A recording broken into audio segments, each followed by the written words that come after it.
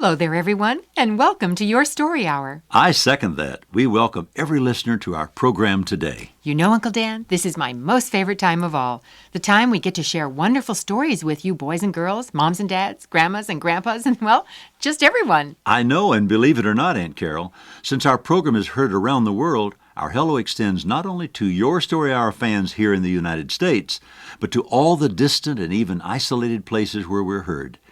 We're thrilled to have you all aboard for another exciting story. Today's story is Chapter 2 in our series about Paul Revere. Oh, that's right. Say, maybe we should recap what happened so far. What do you think, Aunt Carol? Good idea, Uncle Dan. Last time we learned that although Paul Revere is probably best known for his midnight ride to warn colonists... Which we haven't even talked about yet. That's right, but don't worry, we will get to that eventually. I can't wait. Patience, Uncle Dan. Okay, I know you won't let me down. Never. But we can't leave out some of the important and fascinating things that happened before Revere's famous ride. Events that were leading up to America's revolt against the domination of King George III of England and the laws which he and Parliament exacted on the colonies. Events that were critical in forming this great nation. Like the Boston Tea Party, right? Exactly. And last time we learned that Paul Revere was a central figure in that revolt against England's tea tax. In fact, he was one of the Indians, well, one of the colonists dressed like Indians, who dumped English tea into Boston's harbor in protest. So what happened next? Well, Uncle Dan, you might remember that General Gage, the English commander of British forces here in America, happened to be back in England at the time of the Tea Party. Yes, I do remember that. And I also seem to remember that Parliament passed a whole new set of laws in response to what the colonists had done. Right, the Coercive Acts. And then the king ordered General Gage to return to the colonies to enforce the new laws. That's where our story begins today. And what do you call this episode, Aunt Carol? I call it Paul Revere and the Road to Revolution.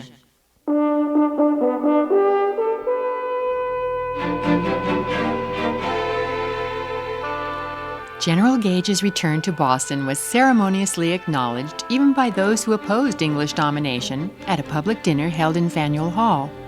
Everyone, including his critics, recognized that Gage was a man of integrity. But whatever warm feelings for him may have been fostered by his homecoming, they soon began to fade as he started to implement the coercive acts which had been voted by Parliament. As we join our story, Dr. Joseph Warren, a leading patriot, is in Revere's silversmith shop. Well, Paul, I suppose you heard about Gage's proclamation. No town meetings without permission. It's his first thrust in enforcing the coercive acts. Coercive acts, indeed. Our people are right to call them intolerable acts, but we are not lying down to be walked over by King George, Parliament, or the General. My thoughts exactly. And we're not alone. You heard what happened in Salem.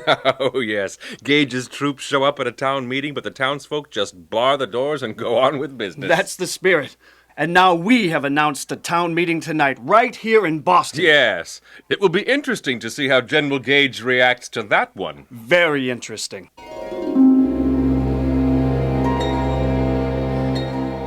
I have called you selectmen, leaders of Boston, to appear here before me this afternoon regarding an urgent matter. Yes, sir, General Gage.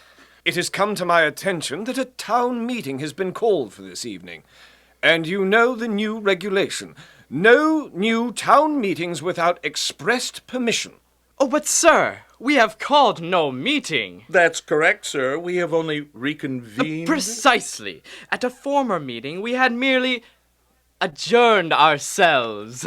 And the meeting tonight is but a continuation. But So, you see, there is no violation, sir. The edict was only against new meetings, future meetings, and therefore... former meeting, you say?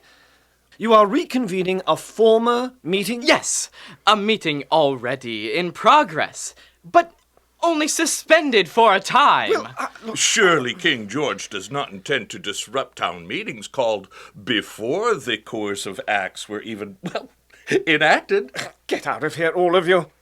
I've had quite enough for one day. But mark my words, there will be consequences. I promise you. Consequences.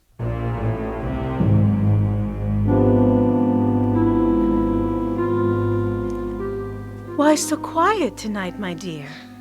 Is there some trouble? Some disturbance between my countrymen and my husband? Do they not respect the commander of the king's forces in America? I tell you, Margaret, there is no telling what they will do. First they welcome me back with warmth, well, at least with polite respect, and throw a grand dinner in my honor, and now this. This what, dearest? Town meetings! They are banned, everyone knows that, banned, unless I give my permission. And? And, oh, never mind. You, I suppose, support this nonsense. If I did not love you so dearly, well, my troubles are not yours, dearest. I apologize. But if they think they can circumvent the will of the king so easily, just wait until I nominate royal judges to the bench, according to Parliament's edicts.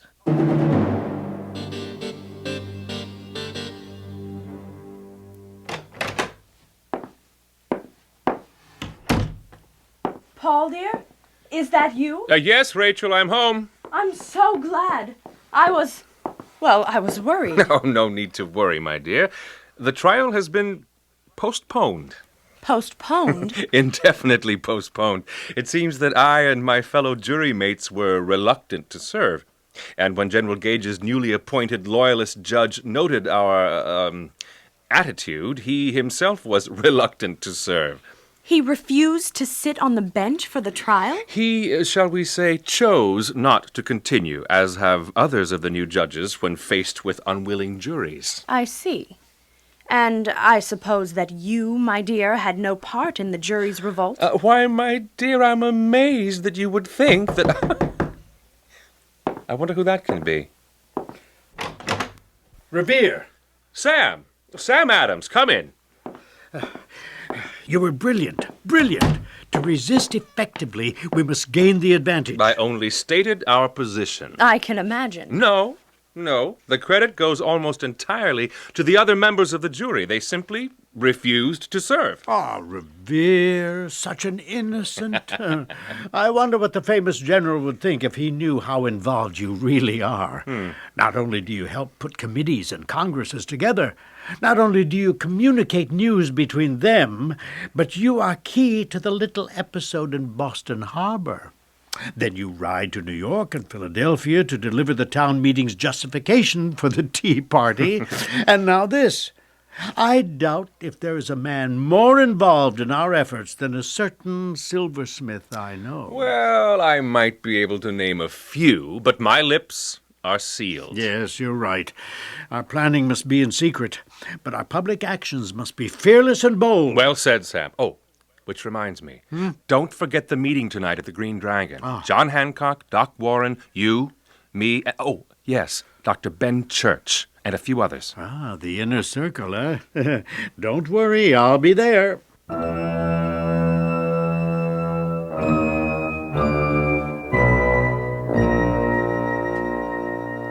Dr. Benjamin Church, thank you for coming. I am here, General Gage, at your bidding. You look well, Dr. Church. Thank you, General.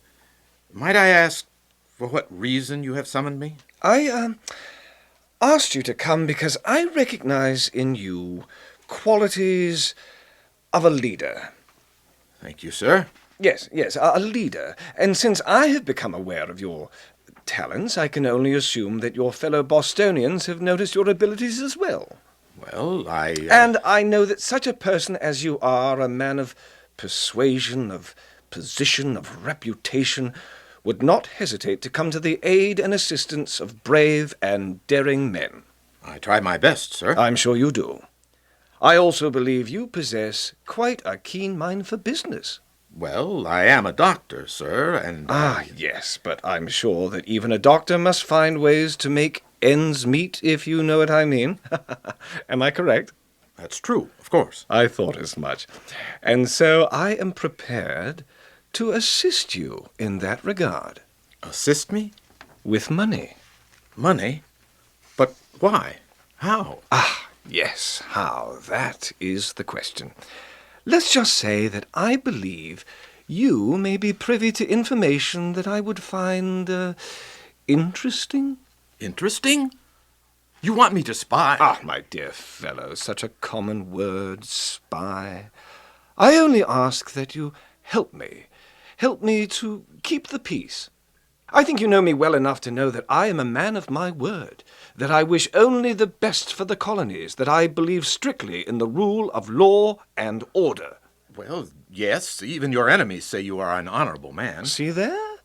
I truly have no quarrel with the idea of just rights, only the way in which the Bostonians approach the subject. You can't have every man interpreting the law to suit his own purposes. You have no quarrel, then, with the concept of liberty, freedom. There needs to be adherence to the rule of law under strict authority, Dr. Church, but I do believe in the common rights of mankind. I see. You would be available, then, to assist me? I would have to think about it. If I were to make it worth your while? Well, that's not what I was going to... General Gage, you are a persuasive man. Ah, I think, Dr. Church, you and I will become very good business partners.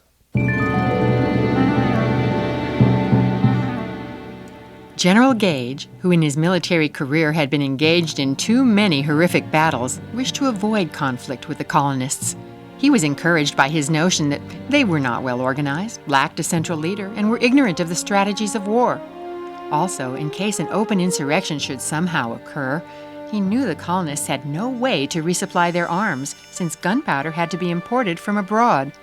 However, he received a message from Loyalist William Brattle, which alerted him that munitions were being removed from the provincial powder house by local citizens. So General Gage decided to prevent further trouble before it began. Lieutenant Colonel George Madison reporting, General Gage. Yes, Madison, I have summoned you because you are one of the most able and trustworthy officers. Thank you, sir. I have a mission of utmost importance for you to carry out. I have received word that certain colonists have quietly and systematically removed British supplies from the provincial powder house, which is but 6 miles northwest of here. Your assignment is to conduct a raid on the powder house, remove the supplies that still remain, and secure them here, so they will not fall into the wrong hands. Yes, sir. 260 hand-picked men await your leadership, Madison. You will conduct this operation secretly under the cover of darkness. The Navy will be waiting with a flotilla of longboats at Long Wharf. Row across Boston Harbor and up the Mystic River to an advantageous point. Once you are ashore, you are to obtain the keys for the powder house from Colonel David Phipps, the sheriff of Middlesex County. Yes, sir. And then you are to proceed to the powder house on Quarry Hill. Remove barrels of gunpowder.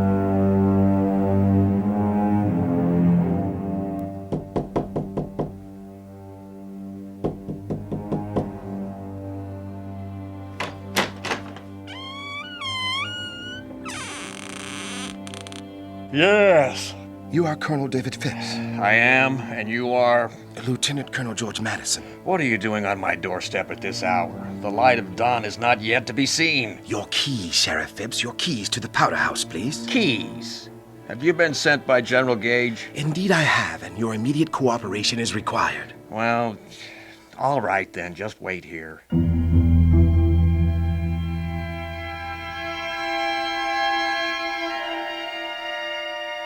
Here they are. Go back to bed. You have seen no one this early morning. I have not been here. Am I understood? Quite well. Good. Men, let's move out, but quietly. It's early, but a few may be stirring already.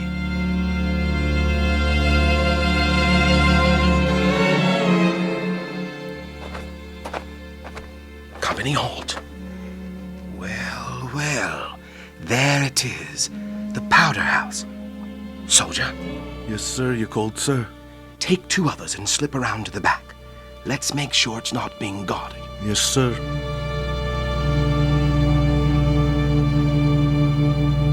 Well?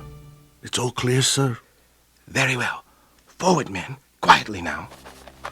The door is around this way, sir. Yes, I can just make it out. All right.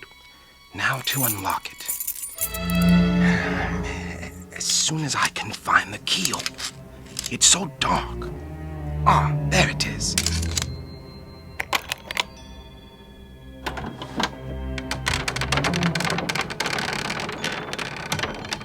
can't see anything inside, sir. Shall I light a lantern? No, definitely not. The whole building could blow with all this gunpowder. We'll just wait until it's a little lighter, and then we'll work quickly. We must be done before the countryside awakens and discovers our mission.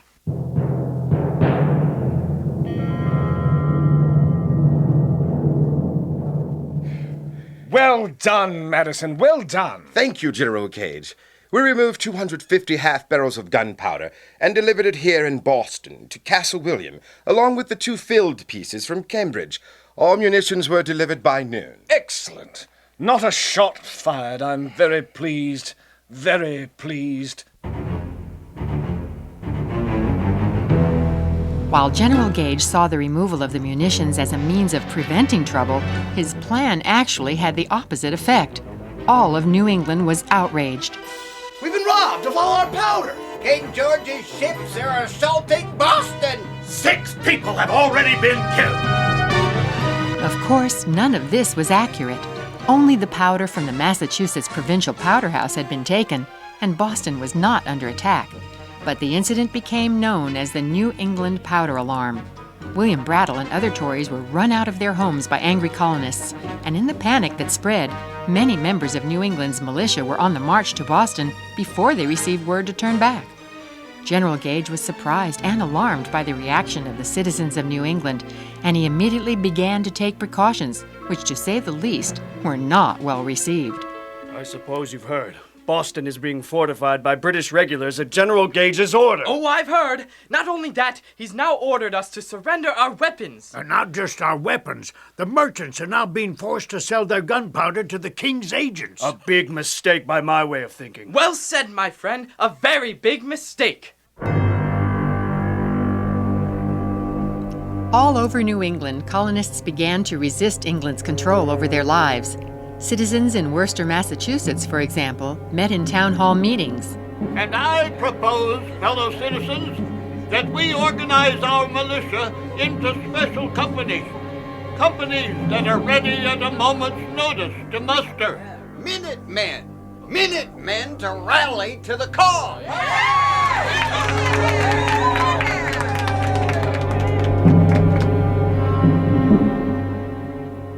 In an act of defiance, the Massachusetts legislature met against General Gage's orders and created action committees. Of course, Paul Revere and his friends were on the move as well. And so, to sum up, my fellow citizens, fellow craftsmen and businessmen, we are agreed, then, that this committee will concern itself with watching the movements of the British soldiers. We vow never again to be taken by surprise by General Gage's soldiers. And we agree to keep our counsel in these matters. No word of our plans will leave this room. We so swear upon this holy Bible.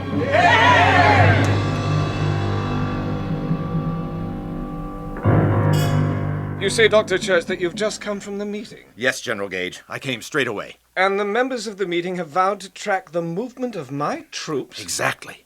What else can you tell me? Well, General, fortunately, I am one of the designated few to whom these men are to report.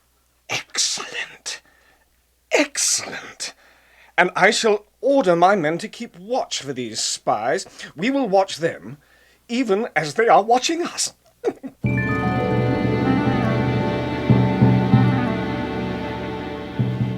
Since General Gage felt he could keep his finger on the pulse of Patriot activities through his spy, Dr. Church, he did not bother or disband Paul Revere's committee.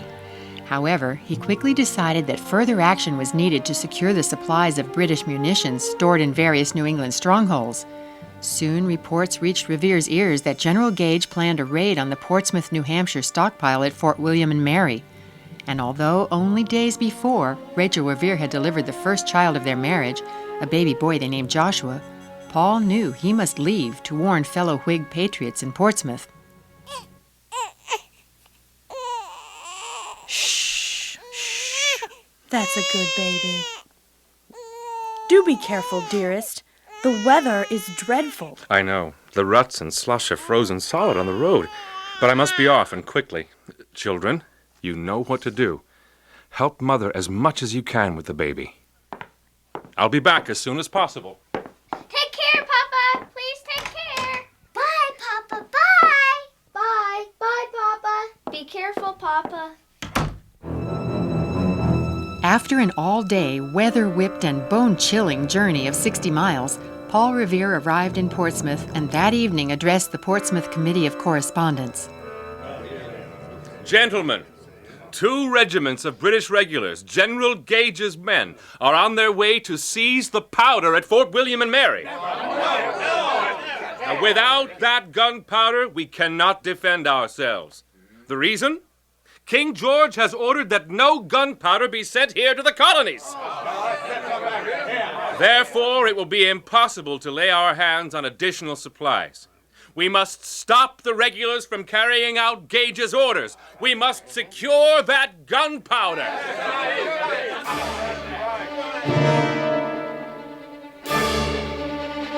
The men of Portsmouth's committee rose to the challenge. The next morning, a rallying fife and drum could be heard in the streets. And by afternoon, 400 men prepared to storm the fort. Having learned of Paul Revere's arrival, New Hampshire's royal governor, John Wentworth, warned the 6-man garrison protecting the fort and sent a rider back across the frozen road to report to General Gage. As the few brave defenders saw the attack drawing near, they called out a warning. This is Captain Cochrane. I have hoisted the king's colours over this fort, and I say enter at the peril of your lives. And I say we shall do exactly that. Forward, men! Fire the cannon!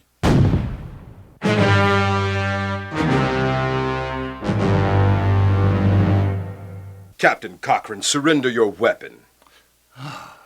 I have no choice but to comply. Oh, never mind. There are only 6 of you. Keep your sword, but keep it sheathed. Thank you. 3 cheers for Captain Cochrane, our brave leader. Hip, hip, hurrah! Hip, hip, hurrah! Hip, hip, hurrah! Yes, well, you did fight bravely, all 6 of you. Men, pull down the colors of the king. Hey, wait, why you can't. Watch out, sir! Draw your sword on me, will you? There! Let's see you cause more trouble, now that you're securely fastened to the wall by your own sword thrust through the coat of your uniform. Long live the king! And now that one of your comrades has been struck to the floor by my men, what arrogance to think that the 6 of you could prevail against 400 men! The scuffle between New Hampshire's hastily assembled militia and the small but valiant defending British garrison was, in a sense, the first battle of the Revolutionary War. Later, after being delayed by bad weather, the forces sent by General Gage finally arrived. They discovered that the colonists had removed more than 100 barrels of gunpowder from the fort and hidden it away. By the time General Gage learned of it, Paul Revere had returned home. But the general fully understood just who he had to thank for his failed mission. It's that Paul Revere again. That man is everywhere. Yes, sir. I understand, sir. Send for Lieutenant Colonel Alexander Leslie. He's a capable man. I can trust him to keep his head. This is not the end. We must preserve the honor and the control of the crowd. Yes, sir. Yes, what is it? Well, if I may inquire, sir, why don't you just arrest Paul Revere? Put him in irons. How sorely I'm tempted to do just that, but we must behave responsibly, with honor, with respect to liberty and the law. But that man is impossible. All over New England, colonists followed the example set in Portsmouth and raided the powder houses. Inevitably, another confrontation occurred.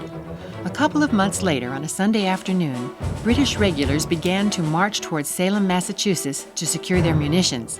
Major John Pedrick, a citizen of Marblehead, a town on the road to Salem, saw them pass and determined to ride ahead to sound the alarm. Oh, Noble!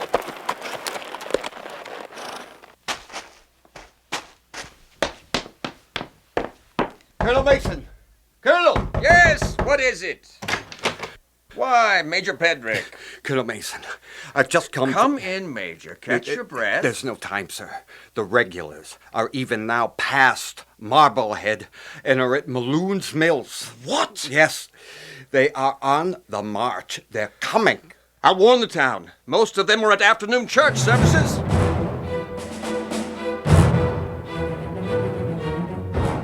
And these three men, Shadrach, Meshach, and Abednego, were willing to face death in the fiery furnace rather than... The regulars are coming after the guns and are now near Maloon's Mills! Let's go! Hurry, everyone! The church! Citizens of all denominations rallied to the call and feverishly worked together to hide the weapons and gunpowder from the approaching soldiers.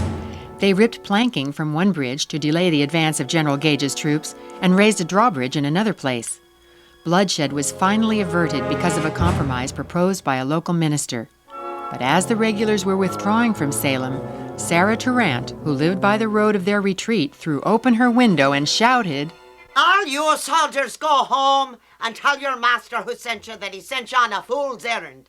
Do you think we were born in the woods to be frightened by owls?" Soldier, lower your weapon. Do not fire upon that woman. Ha! Go ahead and fire if you have the courage, but I doubt it.